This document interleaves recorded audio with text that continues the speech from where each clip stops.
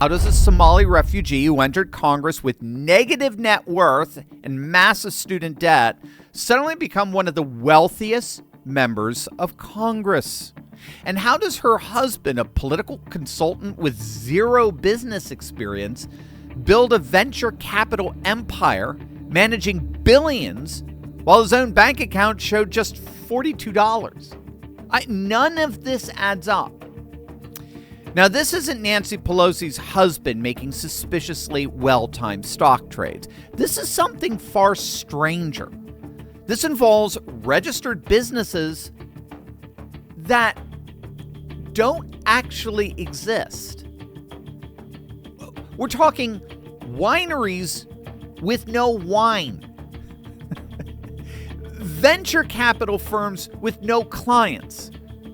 And it all happened in the midst of the biggest fraud scandal in American history, a $9 billion Medicaid and welfare fraud scheme that exploded in Omar's own congressional district among her own fellow Somalis. Let's start with this winery that Ilhan Omar supposedly owns.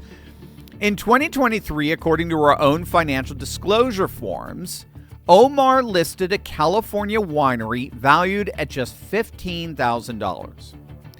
1 year later, that same winery was suddenly worth between $1 million and $5 million in 1 year.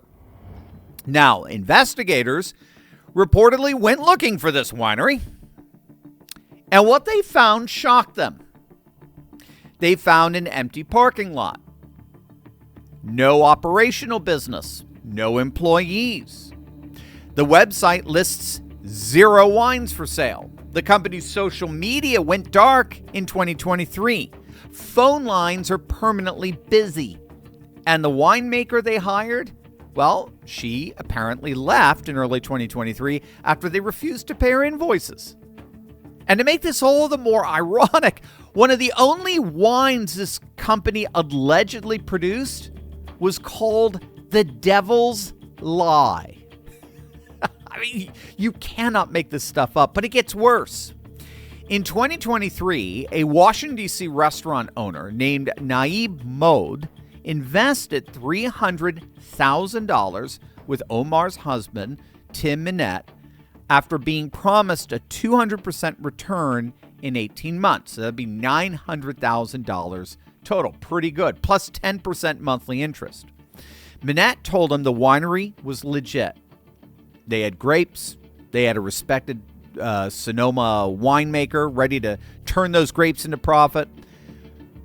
Needless to say, Mode never got his 200% return. He barely got his $300,000 back. He sued Omar, I kid you not, for fraud, surprise, surprise, claiming Minette and his business partner fraudulently misrepresented that their winery was a legit company, when in point of fact, it basically didn't even exist.